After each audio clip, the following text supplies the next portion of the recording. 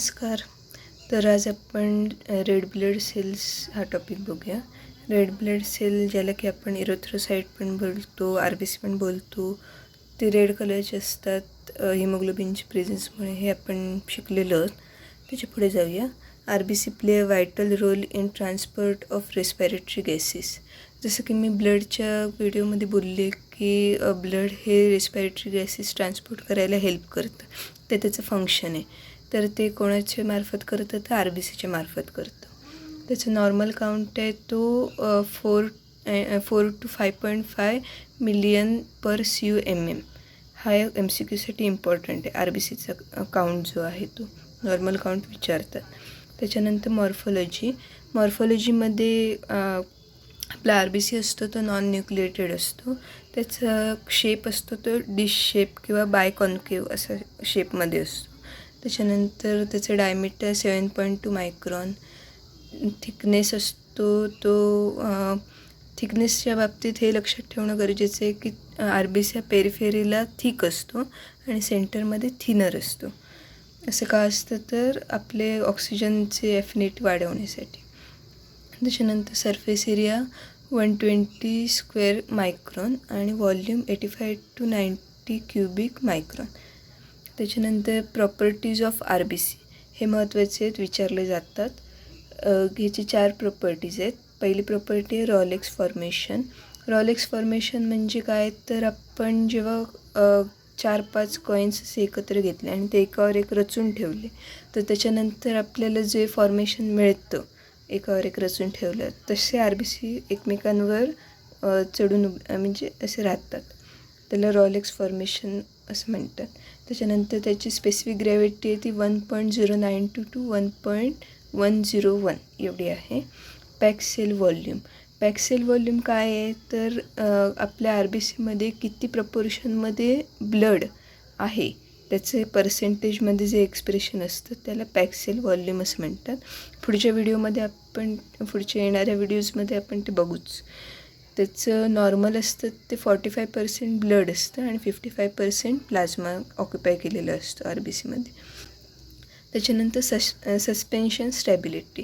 It is the ability of RBC to remain suspended uniform in the blood circulation. म्हणजे काय, blood सर्क्युलेशनमध्ये ती RBC राहावी यासाठी जी stability त्याला गरजेची असते त्याला सस्पेन्शन स्टॅबिलिटी असं म्हणतात.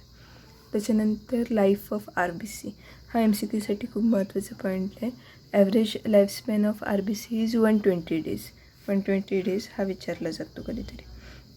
त्याच्यानंतर फेट ऑफ RBC हा SAQसाठी खूप इम्पॉर्टंट आहे, तसंच वायवामध्ये पण विचारला जातो आणि एक्झामिनरचा बऱ्यापैकी फेवरेट क्वेश्चन असतो. तर तो आहे ते काय आहे ते आपण आता बघूया. जे काही ओल्ड RBCज असतात त्यांना डिस्ट्रॉय करण्यासाठी स्प्लीनमध्ये ते डिस्ट्रॉय केले जातात. तिथे जे मॅक्रोफेजेस प्रेझेंट असतात स्प्लीन आणि लिव्हरमध्ये, त्याच्या थ्रू ओल्ड RBCचं डिस्ट्रक्शन केलं जातं. तर कसं होतं, तर त्याचे ओल्ड RBCचे सेल मेम्ब्रेन असतात ना, ते असे ठिसूळ बनतात. म्हणजे ठिसूळ म्हणजे खूप असे ब्रिटल बनून जातात. तर आपले जे कॅपिलरीचा डायमीटर असतो ना, तो ऑलमोस्ट RBCच्या साईजचा असतो. त्यामुळे काय होतं, तर जेव्हा RBCज यंगर असतात तेव्हा ते इझिली त्याच्यातून फ्लेक्झिबल असल्यामुळे जाऊ शकतं. पण जसं ते ओल्ड होत जातात तसं त्यांना त्याच्यातून जाण्यासाठी त्रास होतो आणि मग ते कॅपिलरीजमधून जाताना एकदम स्क्वीज होऊन जातात, तर क्रश होऊन जातात आतमध्ये जाईपर्यंत. आणि मग काय त्याच्यामुळे जे काही कॅपिलरीज असतात त्याच्यामध्ये त्याचं डिस्ट्रक्शन होऊन जातं. आणि त्यातसुद्धा जे स्प्लीनमधलं रेड पल्पमधले जे कॅपिलरीज आहेत ते खूपच बारीक असतात आणि त्याच्यातून ते ओल्ड जे RBCज जातात त्यावेळी त्यांना खूप असं स्क्विझिंग होऊन मग ते तिथेच डिस्ट्रक्ट होऊन जातात. त्यामुळे काय झालं, तर स्प्लीनलाच ग्रेव्हयार्ड ऑफ RBCज बोललं गेलं. का, तर त्याचे कॅपिलरीज खूप छोटे आहेत, त्याच्यामुळे तिकडेच त्याचं डिस्ट्रक्शन मेजरली होतं, म्हणून त्याला ग्रेव्हयार्ड बोलतात. तर जेव्हा RBCचं डिस्ट्रक्शन होतं स्प्लीनमध्ये, त्याच्या पुढे जाऊन त्या RBCचं काय होतं हा जो आहे ते आपण आता पुढे बघूया. तर RBCजमध्ये त्याचं डिस्ट्रक्शन झाल्यावर त्याच्यातून हिमोग्लोबिन रिलीज होतं आणि हिमोग्लोबिनचं पुढे 3 प्रोडक्ट फॉर्म होतात. पहिलं असतं आयन, दुसरं ग्लोब्युलिन आणि तिसरं पॉरफायरिन. आयनचं काय होतं तर एपोफेरिटीन आणि मग त्याच्यातून फेरिटीनमध्ये कन्वर्ट होतं आणि मग ते परत स्टोअर केलं जातं आणि रियूज केलं जातं आपल्या बॉडीमध्ये.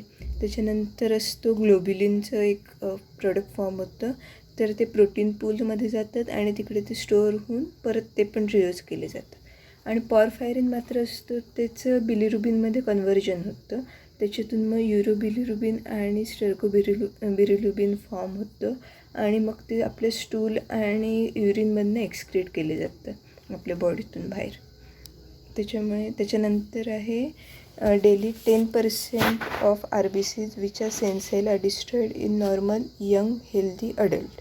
म्हणजे 10% हे रोज आपल्या हेल्दी जे काही बॉडी आहे, जे आपल्यासारख्या यंग लोकांची, त्यांना त्यांच्यातून 10% RBCs रोज डिस्ट्रक्ट होतच असतात. त्याच्यानंतर significance of destruction of senile RBC. तर काय म्हणजे का गरजेचं आहे डिस्ट्रक्शन ऑफ RBC?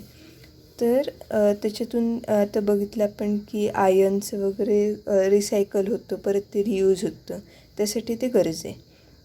त्याच्यानंतर फंक्शन्स ऑफ RBC हा अगेन SEQसाठी इम्पॉर्टंट टॉपिक आहे, तर लक्ष देऊ नये का. फंक्शन्स ऑफ RBC आहे ते मी इथे हायलाईट करून ठेवलेलेच आहेत पॉईंट. हे जसे आले पेपरमध्ये आले तर चांगले, वेल अँड गुड. म्हणजे तुम्हाला बऱ्यापैकी आउट ऑफ मार्क मिळण्याचे चान्सेस आहे. असे हायलाईट म्हणजे अंडरलाईन वगैरे केलं की पेपरमध्ये पण छान दिसतं. तर त्याचं मेजर फंक्शन्स आहेत transport of oxygen from lung to tissue आणि transport of carbon dioxide from tissue to lungs. म्हणजे जे काही ऑक्सिजन आपण लंग्स थ्रू घेतो ते प्रत्येक आपल्या टिश्यूपर्यंत पोचवण्याचं काम कोण करतं तर RBC करतं. आणि जसं की ते ऑक्सिजन तिथपर्यंत पोचवतं, तर जे काही वेस्ट प्रोडक्ट म्हणून कार्बन डायऑक्साईड त्याच्यातून एक्सक्रीट झालेलं असतं टिश्यूमधून, ते परत घेऊन येण्याचं काम पण RBCच करतं. तर ऑक्सिजन असतं ते कसं करतं तर ऑक्सिजन कंबाईन करतं RBC बरोबर आणि ऑक्सिहिमोग्लोबिन फॉर्म करतं आणि ते ऑलमोस्ट 97% ऑफ ऑक्सिजन ट्रान्सपोर्ट करतो ब्लडमध्ये. आणि कार्बन डायऑक्साईड असतो तो कार्ब हिमोग्लोबिन फॉर्म करतो आणि फक्त 30% ऑफ कार्बन डायऑक्साईड या प्रोसेसने परत आपल्या लंग्सपर्यंत पोचत असतं. त्याच्यानंतर buffering action in blood. Haemoglobin function as a good buffer. By this action it regulates hydrogen ion concentration and thereby play a role in maintenance of acid base balance. म्हणजे आपल्या बॉडीचा जो ॲसिड बेस बॅलन्स असतो तो या buffer ॲक्शनमुळे control केला जातो. त्याच्यानंतर आहे blood group determination. RBC carry blood group antigens. RBCवर अँटीजन्स प्रेझेंट असतात, like antigen A, antigen B, RH factor, ज्याच्यामुळे आपण ब्लड ग्रुपचं डिटर्मिनेशन करू शकतो. त्याच्यानंतर variation in number of RBC. जसं की आत्तापर्यंत आपण नॉर्मल फिजिओलॉजी बघितली RBCची, तर आणि आपण आता डॉक्टर व्हायला आलेलो आहोत. सो नॉर्मल जसं आपल्याला समजून घेणं गरजेचं आहे, तसं ॲबनॉर्मल पण समजून घेणं गरजेचं आहे. ॲप्लाइड फिजिओलॉजी हा पॉईंट हेच सांगतो, जे त्याच्यात काय चेंजेस येऊ शकतात. तर पहिलं आपण बघूया की variation in number of RBC. आणि त्याचा नंबर इन्क्रीज झाला डिक्रीज झाला की काय होतं, कशामुळे होतं ते आपण बघूया. तर इन्क्रीज इन RBC काउंट, त्याला पॉलिसायथेमिया अशी टर्म आहे. हे वायवामध्ये कधीतरी विचारलं जातं, काय बोलतात त्याला बाबा, तर सांगायचं पॉलिसायथेमिया. तर त्याचं 2 कॉजेस मिळतात, फिजिओलॉजिकल आणि पॅथॉलॉजिकल. फिजिओलॉजिकलमध्ये काय आहे तर हे पॉईंट्स आहेत, त्याच्या आधारावर आपण आता बघूया एक एक. फिजिओलॉजिकल म्हणजे ते नॉर्मल असतं बॉडीमध्ये, ते नॉर्मल आपल्या बॉडीच्या फंक्शनमध्येच ते होऊन जातं बरेच. तर एजमध्ये काय आहे तर आपल्या बर्थच्या वेळी 8 to 10 million per CUMM of ब्लडमध्ये RBC असतात. RBC काउंट हा 8 to 10 mm पर CUMM 8 to 10 million per CUMM असतो. त्याच्यानंतर जसं की 10 दिवस होतात तसं त्याचं डिस्ट्रक्शन म्हणजे चालू होतं RBCचं. पण हे डिस्ट्रक्शन जर खूप प्रमाणात झालं तर फिजिओलॉजिकल जॉन्डिससुद्धा होऊ शकतो छोट्या बेबीजमध्ये. त्याच्यानंतर सेक्स आहे तर before puberty and after menopause फिमेलचे जे RBC काउंट असतात ते मेलच्या सिमिलरच असतात. पण रिप्रोडक्टिव्ह एजमध्ये असताना फिमेलचे काउंट थोडे मेलपेक्षा कमी असतात. म्हणजे ऑलमोस्ट 4.5 मिलियन पर CUMM एवढे असतात. त्याच्यानंतर हाय अल्टिट्यूड म्हणजे जेव्हा आपण माउंटन्सवर किंवा कुठल्या तरी उंच अशा भागात जातो तेव्हा आपले RBCचे काउंट असतात ते वाढतात. का तर आपण हायपॉक्सिक कंडिशनमध्ये जातो. म्हणजे काय तर आपल्याला जेवढं ऑक्सिजनची गरज असते तेवढी लगेच पुरवली जात नाही टिश्यूजला. त्याला कंडिशन म्हणतात. त्या ह्याच्यात पण RBC आपले काउंट वाढवतं जेणेकरून असं त्याला वाटतं की RBCने जर काउंट वाढवले तर मग ऑक्सिजन जास्तीत जास्त टिश्यूपर्यंत पोचू शकतो. म्हणून आपली बॉडी थोडेफार प्रमाणात ऑक्सिजनचं प्रोडक्शन जास्त करत असते. त्याच्यानंतर मस्क्युलर एक्सरसाइज त्याच्यामध्ये पण RBCचं प्रमाण वाढलेलं असतं. त्याच्यानंतर इमोशनल कंडिशन म्हणजे एन्झायटी वगैरे आपल्याला आली तर तेव्हा पण आपलं RBCचं काउंट वाढलेलाच असतो. त्याच्यानंतर इन्क्रीज्ड एन्व्हायरमेंटल टेम्परेचर आपल्या ॲटमॉस्फेरिक टेम्परेचर जर इन्क्रीज झालं आपल्या आजूबाजूचं वातावरणाचं तरी पण आपल्या RBCचं प्रोडक्शन वाढले जातं. आणि आफ्टर मील म्हणजे आपण जेवण झाल्यानंतर पण आपल्या RBCचे काउंट असतो तो स्लाइटली का होईना पण वाढलेला असतो. त्याच्यानंतर पॅथॉलॉजिकल कंडिशन्स बघूया आपण. प्रायमरी पॉलिसायथेमिया त्याला पॉलिसायथेमिया वेरा असं बोलतात.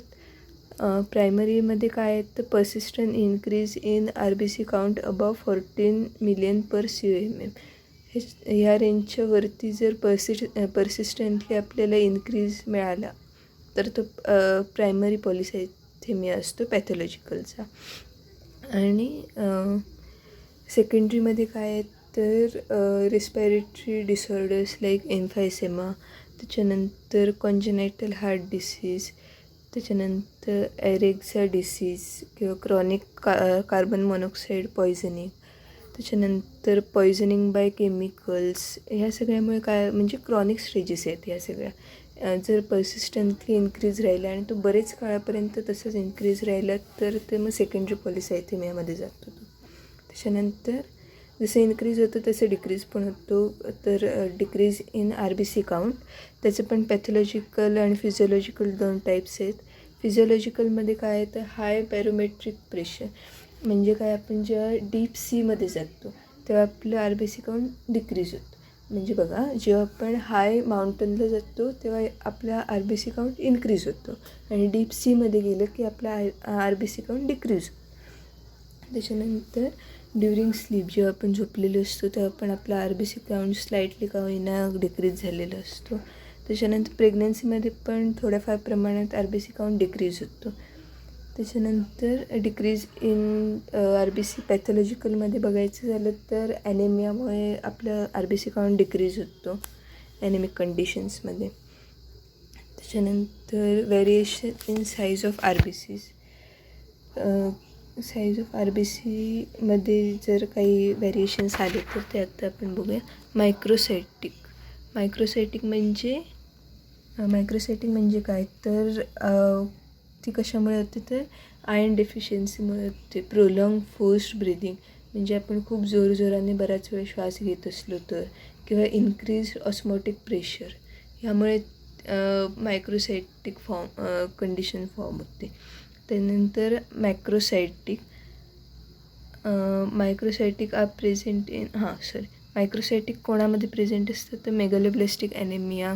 त्याच्यानंतर डिक्रीज ऑस्मोटिक प्रेशर इन ॲनियस प्रेशर असलं तर. त्याच्यानंतर ॲनिओसायटिक आय गेस ते तिकडे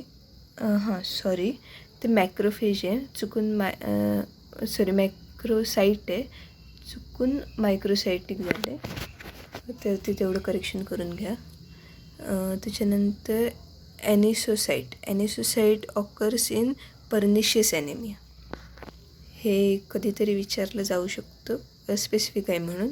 मॅक्रोसाइट आहे ते मेगॅलोब्लास्टिक ॲनेमिया आणि डिक्रीज ऑस्मोटिक प्रेशर, आणि ॲनिसोसाइट आहे ते ऑकर इन पर्निशियस ॲनेमिया. त्याच्यानंतर variation in shape of RBC. शेपमध्ये काहीतरी बिघाड झाली तर काय होऊ शकतं, तर त्याचं श्रिंकेज होतं हायपरटॉनिक कंडिशनमध्ये. त्याच्यानंतर स्पेरोसायटोसिस ग्लोब्युलेटर फॉर्म ॲज अ हायपरटॉनिक कंडिशन. हायपरटॉनिक कंडिशनमध्ये ग्लोब्युलर होतं आणि हायपरटॉनिक कंडिशनमध्ये श्रिंकेज होतं. त्याच्यानंतर इलेप्टोसायटोसिस, त्याच्यात एलिप्टिकल शेपमध्ये फॉर्म होतं RBC सेल.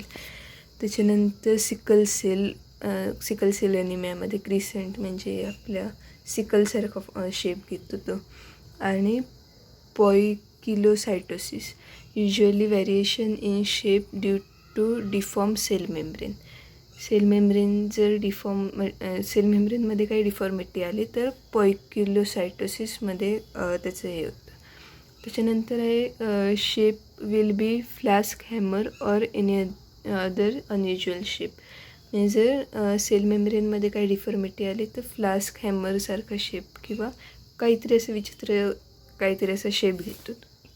त्याच्यानंतर व्हेरिएशन इन स्ट्रक्चर, हे काही एवढं महत्त्वाचं नाही आहे, कधी विचारलं गेलं नाही आणि मला नाही वाटत परत म्हणजे इतक्यात कधी विचारलं जाईल. त्यातलं आहे punctuate basophilism, ring in RBC or goblet ring, आणि हॉवले जॉली बॉडीज. हे खरंच नाही आहे इतकं महत्त्वाचं, सो आपण स्किप केलं तरी चालेल असं मला वाटतं. तरी पण एखाद्याला जर इंटरेस्ट असेल तर वाचून घ्या तुम्ही टेक्स्टबुक्समधून.